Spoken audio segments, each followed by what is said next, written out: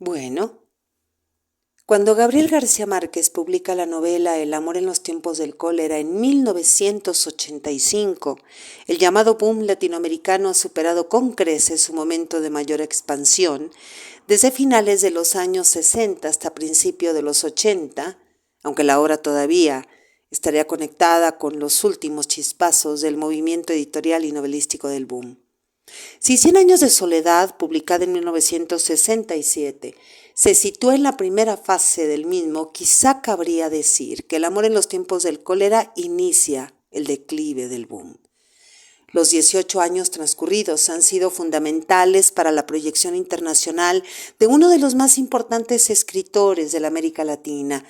Los grandes novelistas del boom, Julio Cortázar, Carlos Fuentes, Mario Vargas Llosa, Gabriel García Márquez, sin duda fueron impulsados por los caminos emprendidos de Jorge Luis Borges, Arturo Uslar Pietri, Juan Rulfo, José María Arguedas, Ernesto Sábato, Miguel Ángel Asturias o Alejo Carpentier, que lejos o cerca unos con otros producen una conjunción espectacular, sin duda. Y basta un rayo en la sombra para explicitar lo anterior. En un periodo de apenas 6 años, entre 1962 y 1968, mire usted, se leyeron La muerte de Artemio Cruz de Carlos Fuentes, La ciudad y los perros y la casa verde de Mario Vargas Llosa, El astillero de Juan Carlos Sonetti, Paradiso de José Lezama Lima, Rayuela de Julio Cortázar, Sobre héroes y tumbas de Ernesto Sábato, Cien años de soledad de Gabriel García Márquez y otras por entonces recién publicadas novelas, que funcionaron a modo de reclamo del ámbito latinoamericano en el panorama literario y editorial español y por ende europeo. Consta que como fenómeno editorial fue Gabriel García Márquez quien firmó y selló el documento definitivo de la novela latinoamericana que estalla en el mercado internacional. Cien años de soledad triunfó sin precedentes. Una novela escrita por un colombiano que en aquel entonces tenía un prestigio tan reducido que su nombre apenas figuró en aquel congreso de 1962 de los intelectuales, pese a que ya había publicado El coronel no tiene quien le escriba. Ahora bien, y mire usted, sin detrimento, podríamos señalar que en el itinerario novelístico de Gabriel García Márquez hay una especie de progresivo alejamiento del mundo mágico, o al menos de la mal llamada estética realismo mágico, a favor de tratamientos narrativos más centrados en otros universos. El romántico costumbrista en El amor en los tiempos del cólera, el histórico legendario en El general en su laberinto, o el confesional en Memoria de mis putas tristes. Al respecto, basta con observar que en El amor en los tiempos del cólera estamos a una distancia significativa de Macondo, donde los muertos participan con los vivos en las conversaciones cotidianas. En su novela de amor, descendemos río abajo hasta la peste, la esperanza, el amor entre viejitos, como dice el propio autor. Esa peste del cólera tan parecida al amor. Cuando Florentino Ariza la vio por primera vez, su madre lo había descubierto desde antes de que él se lo contara, porque perdió el habla y el apetito y se pasaba las noches en claro dando vueltas en la cama. Pero cuando empezó a esperar la respuesta a su primera carta, la ansiedad se le complicó con cagantinas y vómitos verdes. Perdió el sentido de la orientación y sufría desmayos repentinos, y su madre se aterrorizó porque su estado no se parecía a los desórdenes del amor, sino a los estragos del cólera. Bien. Nos encontramos ante la séptima novela de Gabriel García Márquez después de La hojarasca, El coronel no tiene quien le escriba, La mala hora, Cien años de soledad, El otoño del patriarca y Crónica de una muerte anunciada. Tras El amor en los tiempos del cólera aparecerán El general en su laberinto, Del amor y otros demonios y Memoria de mis putas tristes, su última novela, publicada en 2004. Además, bien cabe señalar que El amor en los tiempos del cólera es la primera novela escrita después de la concesión del Premio Nobel en 1982. Y hay que destacar el hecho de que en esta novela Gabriel García Márquez abre el horizonte del fatum a la participación de la voluntad humana en la construcción del destino, o al menos haciendo factible la realización de los deseos y aspiraciones de los personajes. Se lee. El corazón le estalló en astillas cuando vio a su hombre tendido boca arriba en el lodo, ya muerto en vida, pero resistiéndose todavía un último minuto al coletazo final de la muerte para que ella tuviera tiempo de llegar. Alcanzó a reconocerla en el tumulto a través de las lágrimas del dolor irrepetible de morirse sin ella, y la miró por última vez para siempre jamás con los ojos más luminosos, más tristes y más agradecidos que ella no le vio nunca en medio siglo de vida en común, y alcanzó a decirle con el último aliento: «Solo Dios sabe cuánto te quise». La génesis de la novela ha sido detallada en la excelente biografía de Gerald Martin, titulada Gabriel García Márquez, una vida, donde se lee: a finales de agosto de 1984, García Márquez había escrito 3 capítulos, más de 200 páginas del total de 6 que planeaba, y la novela empezaba a tener forma. Supuestamente estaba hablando con sus padres para obtener una impresión general de la época y hacerse una idea cabal de su noviazgo. El libro podía sintetizarse en una sola frase, de acuerdo a Gabriel García Márquez en la biografía de Martin. Es la historia de un hombre y una mujer que se aman desesperadamente y que no pueden casarse a los 20 años porque son demasiado jóvenes, y no pueden casarse a los 80 después de todas las vueltas de la vida porque son demasiado viejos. Se lee en la novela. Hacía muchos años que lo había borrado de su vida y era la primera vez que lo veía con conciencia depurado por el olvido. Pero antes de que pudiera agradecerle la visita, él se puso el sombrero en el sitio del corazón, trémulo y digno, y reventó el absceso que había sido el sustento de su vida. «Fermina», le dijo, «he esperado esta ocasión durante más de medio siglo para repetirle una vez más el juramento de mi fidelidad eterna y mi amor para siempre». Fermina Daza se había creído frente a un loco si no hubiera tenido motivos para pensar que Florentino Ariza estaba en aquel instante inspirado por la gracia del Espíritu Santo. Su impulso inmediato fue maldecirlo por la profanación de la casa cuando aún estaba caliente en la tumba el cadáver de su esposo. Pero se lo impidió la dignidad de la rabia. «Lárgate», le dijo, «y no te dejes ver nunca más en los años que te queden de vida». Entonces, por un lado, interesa enmarcar la escritura de la obra en el seno de las relaciones paterno-filiales y, por extensión, familiares. Gabriel García Márquez sostiene un coloquio con su padre, Gabriel Eligio, paralelo al que mantiene con su madre Luisa Santiago, conversaciones que no solo servirán para concretar los aspectos históricos y costumbristas de la obra. Por otro lado, suponemos al leer su biografía que no debió ser nada fácil el diálogo con el padre, porque Gabriel Eligio era el hombre que le había arrebatado a su madre y luego había vuelto años después para apartarlo de su querido abuelo, el coronel. En cuanto a los aspectos temáticos de la novela, dijo García Márquez que era una obra muy arriesgada, ya que trata de una historia de amor con final feliz, y que temía que no lo tomaran en serio, porque García Márquez afronta en El amor de los tiempos del cólera los peligros del lugar común de la novela rosa. Leemos. Florentino Ariza, en cambio, no había dejado de pensar en ella un solo instante después de que Fermina Daza lo rechazó sin apelación después de unos amores largos y contrariados, y habían transcurrido desde entonces 51 años, 9 meses y 4 días. No había tenido que llevar la cuenta del olvido haciendo una raya diaria en los muros de un calabozo, porque no había pasado un día sin que ocurriera algo que lo hiciera acordarse de ella. Ahora bien, recién publicada la novela, Gabriel García Márquez concedió una entrevista donde insiste que los aspectos temáticos de la novela están vinculados a su contexto familiar, como ya decíamos, y más concretamente a los relativos a la figura paterna. Insistimos.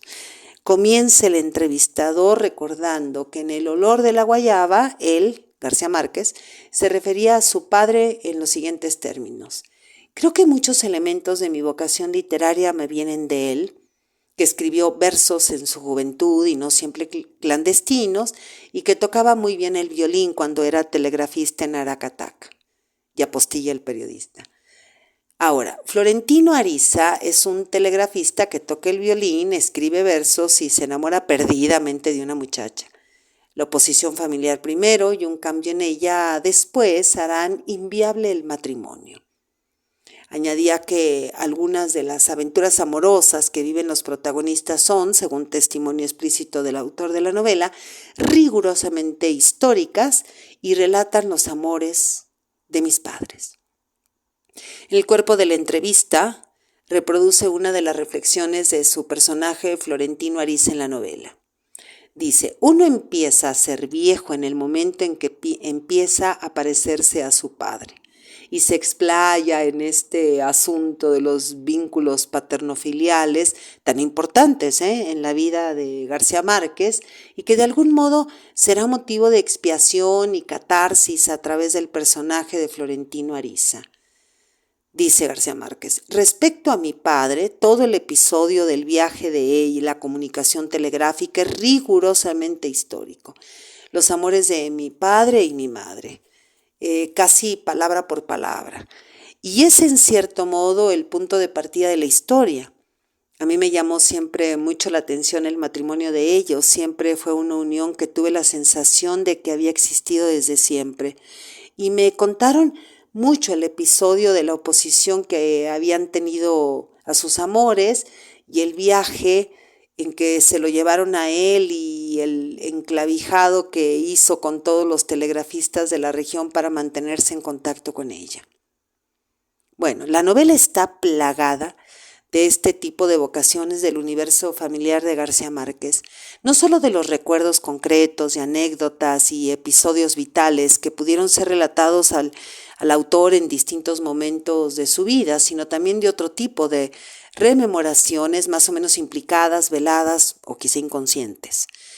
Por ejemplo, uno de los rasgos que componen la personalidad de Fermina Daza proviene de su agudísimo sentido de la percepción olfativa, que procede en realidad de una peculiaridad de Luisa Santiago, la madre del autor. Escuche usted la novela. Olfateó primero el saco y el chaleco mientras quitaba del ojal el reloj de Leontina y sacaba el lapicero y la billetera y las pocas monedas sueltas de los bolsillos y lo iba poniendo todo sobre el tocador, y después olfateó la camisa abastillada mientras quitaba el pisacorbata y las mancornas de topacio de los puños y el botón de oro del cuello postizo, y después olfateó los pantalones mientras sacaba el llavero con 11 llaves y el cortaplumas con cachas de nácar, y olfateó por último los calzoncillos y las medias y el pañuelo de hilo con el monograma bordado. No había la menor sombra de duda. En cada una de las prendas había un olor que no había estado en ellas en tantos años de vida en común, un olor imposible de definir, porque no era de flores ni de esencias artificiales, sino de algo propio de la naturaleza humana. No dijo nada, ni volvió a encontrar el olor todos los días, pero ya no husmeaba la ropa del marido con la curiosidad de saber si estaba de lavar, sino con una ansiedad insoportable que le iba carcomiendo las entrañas. Bueno, una vez concluida su novela, García Márquez envió el original a su agente literaria. Cuando Carmen Balcells recibe la copia en Londres, se cuenta que su reacción fue muy parecida a la de alguna de las mujeres que pueblan el universo narrativo de García Márquez, llorando durante varios días sobre el manuscrito, cuenta Martin en la biografía. Esta reacción de la agente literaria quizá prefigure el éxito melodramático que acompañará a la obra, pues consiguió desde su publicación en diciembre de 1985 el aplauso unánime del público y la aprobación magnánima de la crítica especializada y de los periodistas más acreditados. El amor en los tiempos del cólera se convirtió en uno de los títulos más queridos por el autor, ya que no haría sino refrendar su condición de escritor laureado universalmente mediante una novela que cabría definir como uno de los clásicos de la literatura hispanoamericana del siglo XX. Entonces, leemos. Fermina Daza dejó de fumar por no soltar la mano que él mantenía en la suya. Estaba perdida en la ansiedad de entender. No podía concebir un marido mejor que el que había sido suyo, y sin embargo encontraba más tropiezos que complacencias en la evocación de su vida. Demasiadas incomprensiones recíprocas, pleitos inútiles, rencores más resueltos, suspiró de pronto. Es increíble cómo se puede ser tan feliz durante tantos años en medio de tantas peloteras, de tantas vainas, carajo, sin saber en realidad si eso es amor o no. Cuando terminó de desahogarse, alguien había apagado la luna. El buque avanzaba con sus pasos contados, poniendo un pie antes de poner el otro, un inmenso animal en acecho. Fermina Daza había regresado de la ansiedad. «Vete ahora», dijo. Florentino Ariza le apretó la mano, se inclinó hacia ella y trató de besarla en la mejilla, pero ella lo esquivó con su voz ronca y suave. «Ya no», le dijo, «huelo a vieja». Es probable que el éxito también fuera a consecuencia de la aparición de la novela tras una sucesión de trágicos acontecimientos en Colombia. Dice el biógrafo Gerard Martin: la novela aparece cuando tuvo lugar uno de los momentos políticos que marcarían la historia del siglo XX en Colombia. La tensión del M-19 había ido en aumento. El 9 de agosto el propio García Márquez había dicho que el ministro de Defensa, Miguel Vega Iribe, debía dimitir por las acusaciones de tortura. El 28 de agosto, Iván Marino Ospina, el nuevo líder del M-19, había sido asesinado por la policía. El 6 de noviembre, finalmente, los guerrilleros del M-19 asaltaron el Palacio de Justicia. El ejército colombiano entró con tanques y artillería pesada y puso fin a un asedio de 27 horas. Murieron más de 100 personas. Tan solo una semana después, un nuevo desastre sacudió Colombia cuando la erupción del volcán Nevado del Ruiz arrasó la ciudad de Armero y acabó con la vida de al menos 25,000 personas. Y en ese feroz contexto, la lectura del amor en los tiempos del cólera se convirtió en un paraíso. Leemos. El doctor Juvenal Urbino no aceptó nunca puestos oficiales que le ofrecieron a menudo y sin condiciones, y fue un crítico encarnizado de los médicos que se valían de su prestigio profesional para escalar posiciones políticas, aunque siempre se le tuvo por liberal y solía votar en las elecciones por los candidatos de ese partido. Lo era más por tradición que por convicción. Y fue tal vez el último miembro de las grandes familias que se arrodillaba en la calle cuando pasaba la carroza del arzobispo.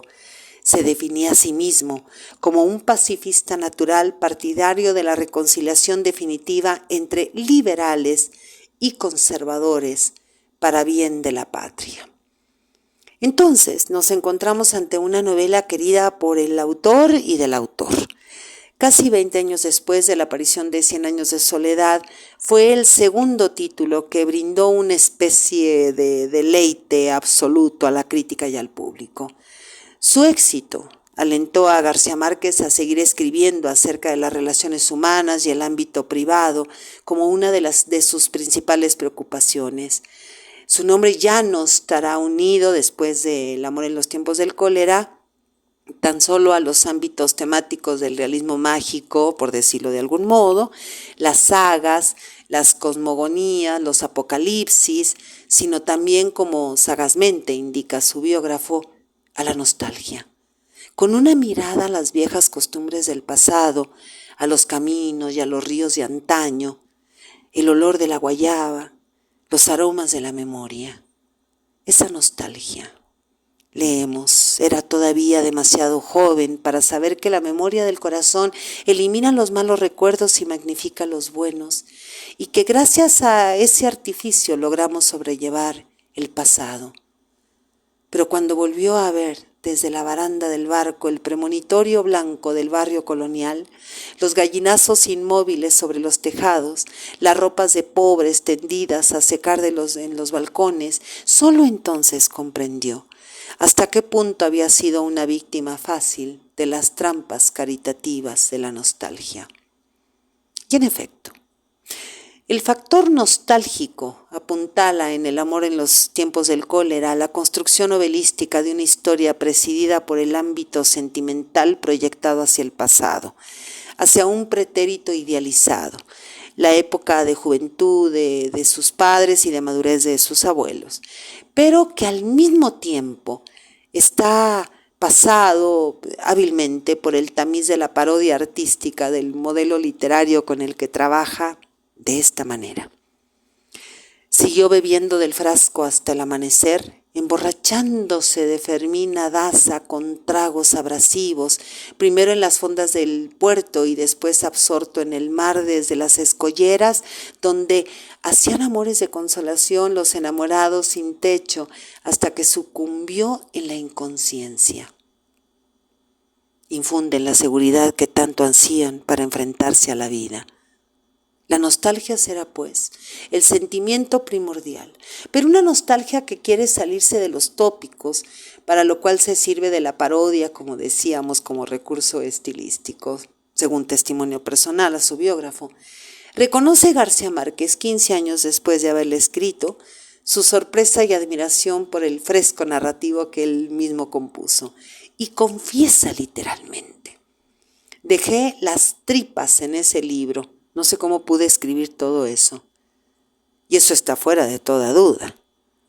Entonces Lorenzo Daza se echó hacia atrás en el asiento con los párpados enrojecidos y húmedos, y el ojo izquierdo giró en su órbita y quedó torcido hacia afuera. También bajó la voz. No me fuerce a pegarle un tiro, dijo. Florentino Ariza sintió que las tripas se le llenaron de una espuma fría, pero la voz no le tembló, porque también él se sintió iluminado por el Espíritu Santo. Péguemelo, dijo con la mano en el pecho. No hay mayor gloria que morir por amor. Resulta sumamente interesante la crítica que realizó de la novela el célebre escritor norteamericano Thomas Pynchon cuando apareció la traducción inglesa. Comentó, estamos hablando de abril de 1988 en el New York Times, que nada de lo que había leído se parecía a ese sorprendente capítulo final sinfónico, seguro de su dinámica y su tempo, avanzando también como un barco de la mano de su autor y su piloto, con la experiencia de toda una vida, guiándonos certeramente por entre los escollos del escepticismo y la piedad, por este río que todos conocemos, sin cuya navegación no existe el amor y contra cuya corriente el empeño por volver no merece un nombre menos honroso que el recuerdo, y con mucha suerte propicia obras que incluso nos devuelven nuestras almas maltrechas, a las que sin duda pertenecen al amor en los tiempos del cólera, una deslumbrante y desgarradora novela.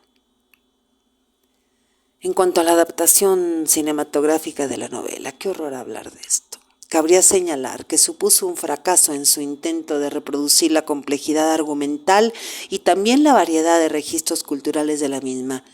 La película no consigue sino sobrevolar los episodios y desdibuja la intensidad de los mismos episodios y la fortaleza de los caracteres.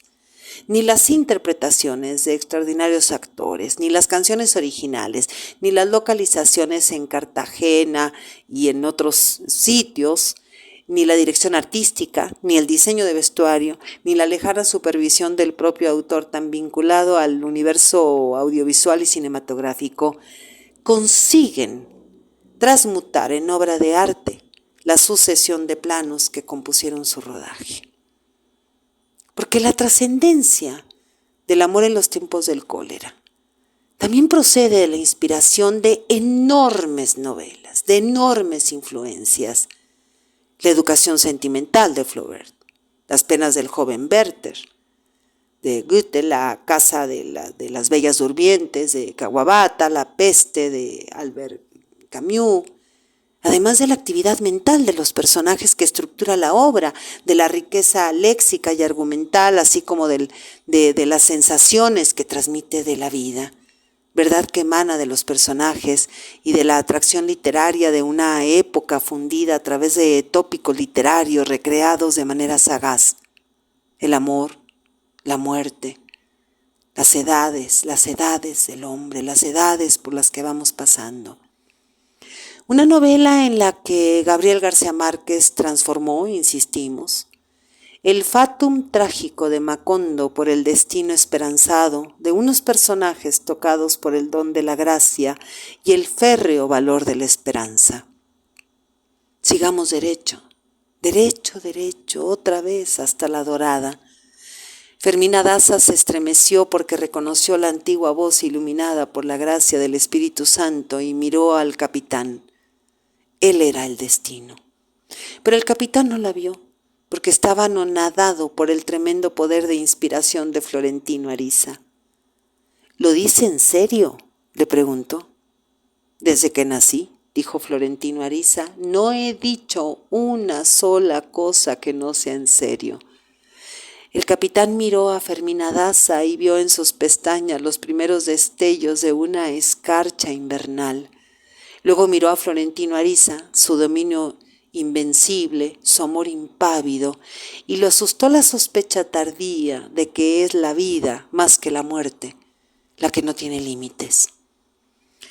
¿Y hasta cuándo cree usted que podemos seguir en este ir y venir del carajo?, le preguntó. Florentino Ariza tenía la respuesta preparada desde hacía 53 años, 7 meses y 11 días con sus noches. Toda la vida, dijo. Soy Margarita Díaz de León, Literatura en Espiral.